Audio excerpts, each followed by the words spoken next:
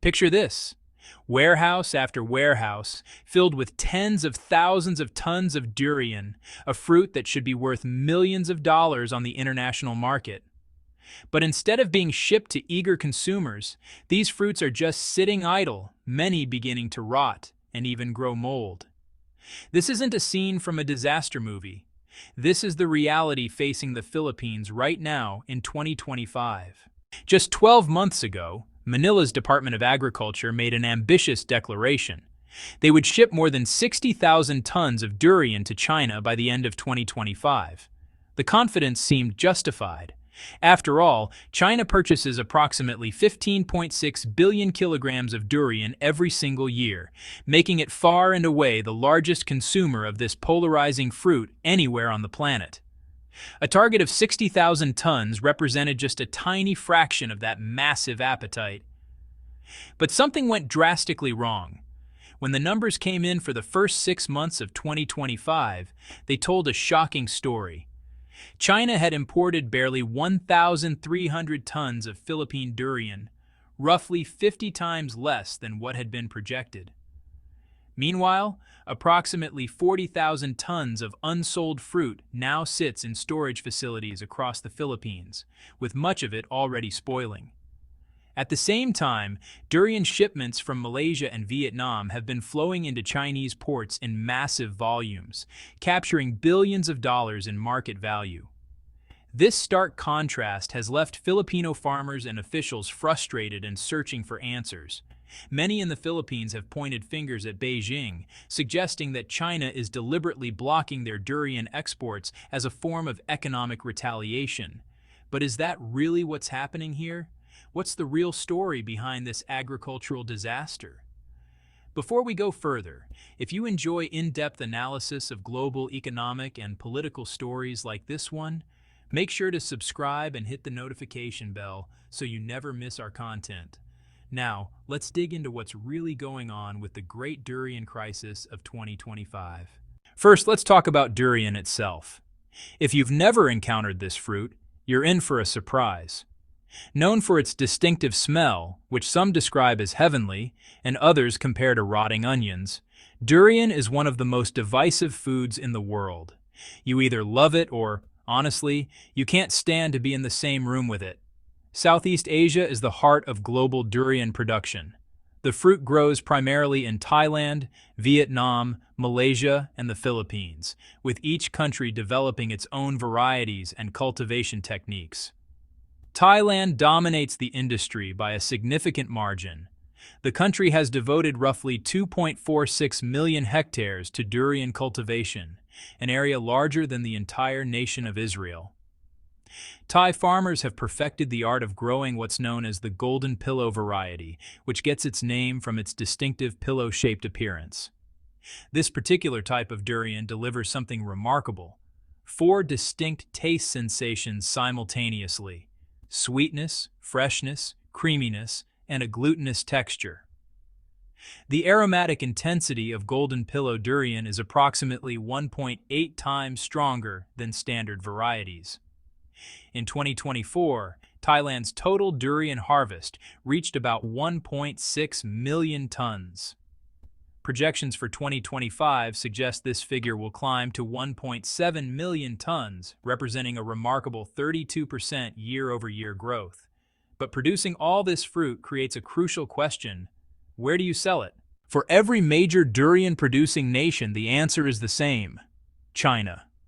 With a population of 1.4 billion people and one of the world's most robust consumer economies, China represents the holy grail of fruit exports.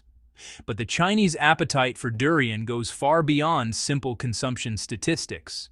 In China, durian has become something of a culinary phenomenon. Yes, people eat it fresh, but they've also integrated it into their broader food culture in creative ways. You can find durian pizza, durian-flavored cakes and pastries, durian desserts, and even durian soup. Chinese consumers have essentially explored every possible way to consume this fruit, creating a market that's unmatched anywhere else globally. Here's the crucial factor. In 2023, Chinese consumers ate approximately 1.44 million tons of durian. However, China itself produces less than 4,000 tons annually. That creates an enormous supply gap that can only be filled through imports. The numbers speak for themselves. In 2024, China imported a staggering 1.56 million tons of durian, making it by far the world's largest importer. Thailand alone exported roughly 860,000 tons to China, generating approximately $3.8 billion in revenue. As of May 2025, Thai durian commands an overwhelming 96% share of the Chinese market. This is where things get interesting for the Philippines. Despite being a durian-producing nation, their exports to China have consistently ranked near the bottom among competing countries. Even during their best years, Philippine durian exports to China barely reached 13,000 tons. The Philippine Gambit. Betting big on durian. Watching Thailand rake in billions from Chinese durian sales, Filipino agricultural officials saw an opportunity too good to ignore. The logic seemed sound. If there was room in the market for 1.5 million tons of imported durian, surely the Philippines could capture a meaningful share. This thinking sparked an ambitious expansion campaign. In 2023, the Philippine Department of Agriculture launched what they called the High-Value Crop Development Program. The goal was straightforward but ambitious: expand the nation's durian cultivation area to 15,000 hectares over 5 years.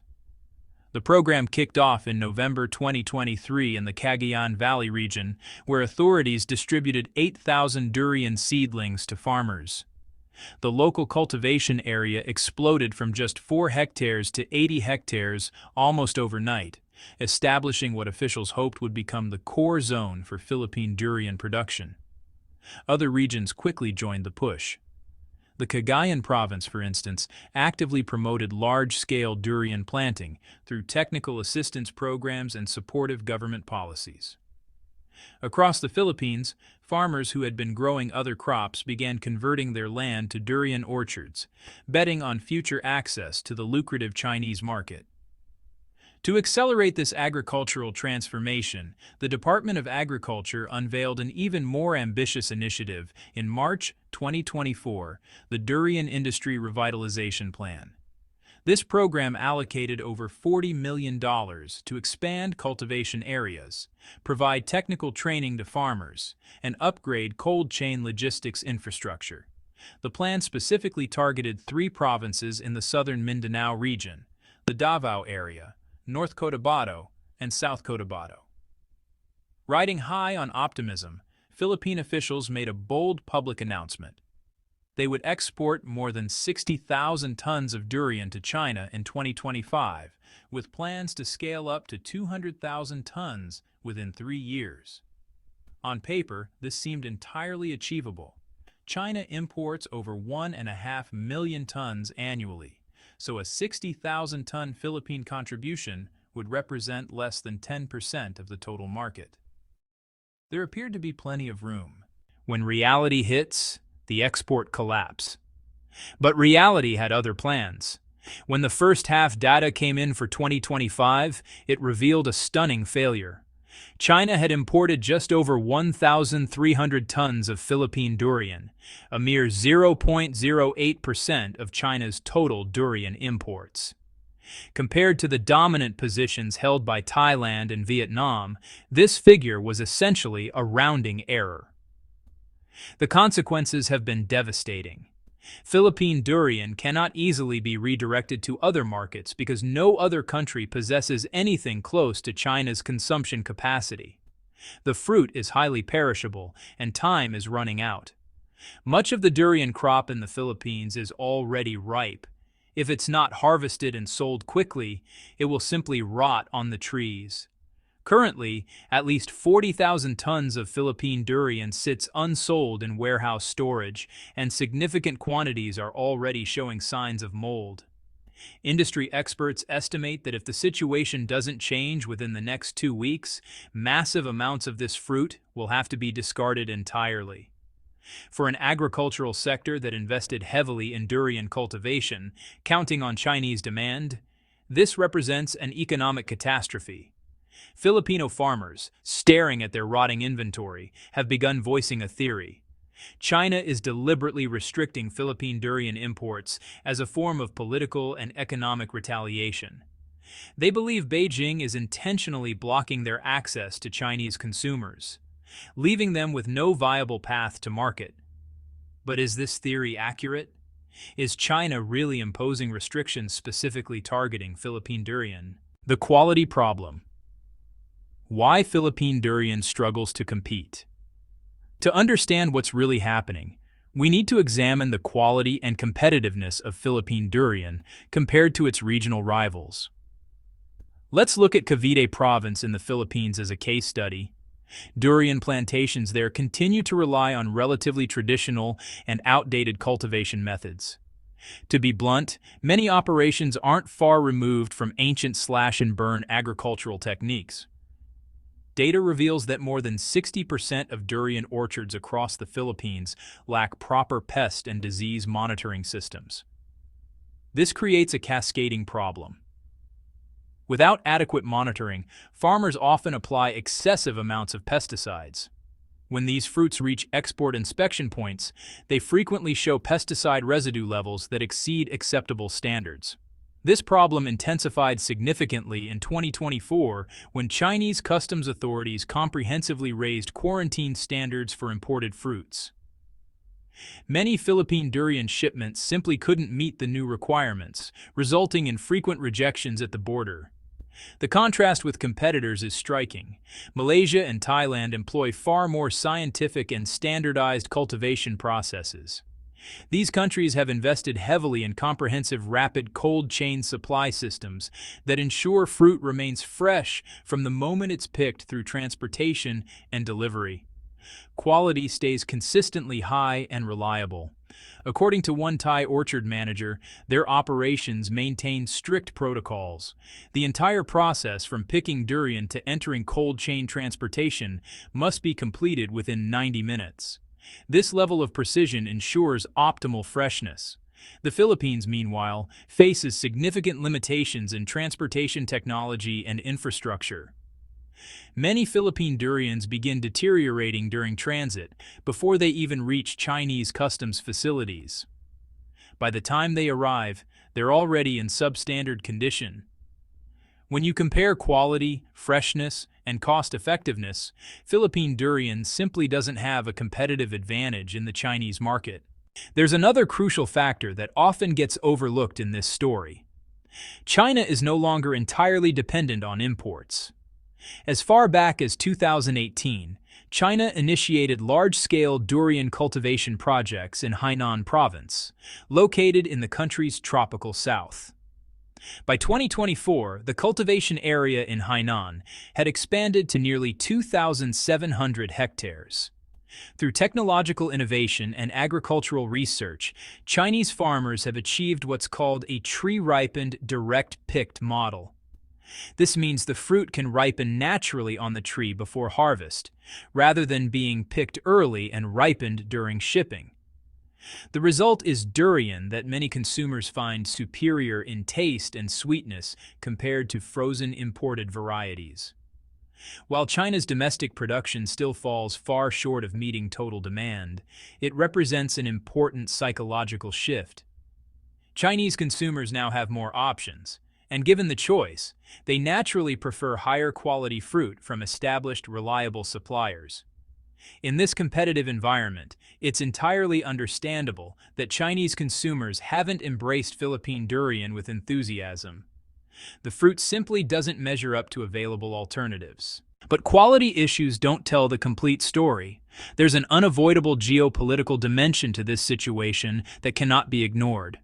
The Philippines has become increasingly assertive regarding territorial disputes in the South China Sea, and these actions have directly impacted its relationship with Beijing.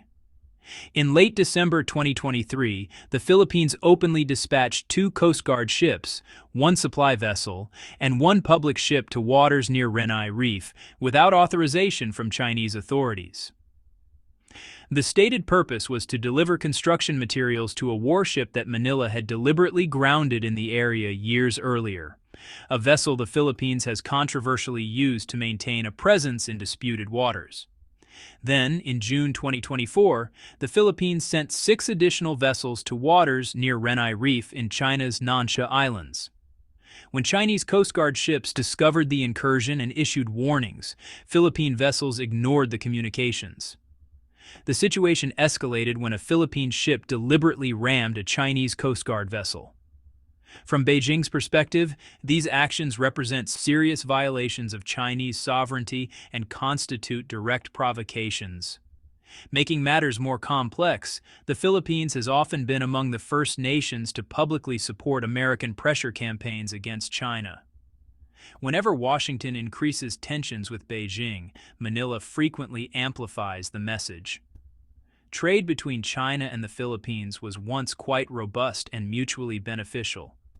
But as the Philippines has repeatedly crossed what Beijing considers red lines, China has begun implementing trade countermeasures. Many of the Philippines' most important agricultural exports, including durian and bananas, were historically destined for Chinese markets. When China restricts these trade flows, Philippine export revenues inevitably suffer significant declines. The data tells the story clearly. Total bilateral trade between China and the Philippines reached $71.9 billion in 2023. However, by the first half of 2024, Philippine exports to China had plummeted to just $4.6 billion, representing a year-over-year decline of 20.2%. Given this context, China's current reluctance to import large quantities of Philippine durian becomes much more understandable. In fact, the fact that China continues to import any Philippine durian at all, even the modest 1,300 tons, could be viewed as a significant concession. Had another country engaged in similar provocations, their agricultural products might have been completely shut out of the Chinese market. It's worth examining how other durian exporting nations have fared in comparison. Take Malaysia as an example. Since beginning fresh durian exports to China last year, Malaysian producers have seen tremendous success. The first 40 tons shipped to China were snapped up almost immediately by eager consumers. Malaysian durian has steadily gained market share and consumer recognition. Thailand, meanwhile, has consistently maintained excellent relations with Beijing. This diplomatic foundation supports the annual export of nearly 1 million tons of durian to China, generating billions in revenue and creating what both sides characterize as a mutually beneficial, win-win economic relationship. Vietnam, too, has successfully positioned itself as a reliable durian supplier to Chinese consumers, capturing significant market share. The pattern is clear. Countries that maintain stable, friendly diplomatic relations with China tend to enjoy smooth access to Chinese consumers and robust agricultural trade. The hard truth is, you can't have it both ways.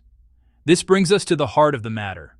If the Philippines maintained friendly, cooperative relations with China, there's little reason to believe Chinese consumers would reject Philippine durian products. The market certainly exists, and there's theoretically room for another supplier. But the current situation reveals a fundamental contradiction in Philippine policy. Manila wants to maintain a confrontational stance toward China on security and territorial issues, while simultaneously profiting from access to China's enormous consumer market. This approach simply doesn't work in international relations. Countries that consistently provoke and offend a major trading partner cannot reasonably expect that partner to keep its markets wide open for their products. Economic relationships don't exist in a vacuum, separate from political and diplomatic realities. Chinese consumers have choices. When purchasing durian, they can select fruit from Thailand, a longtime friend and reliable partner.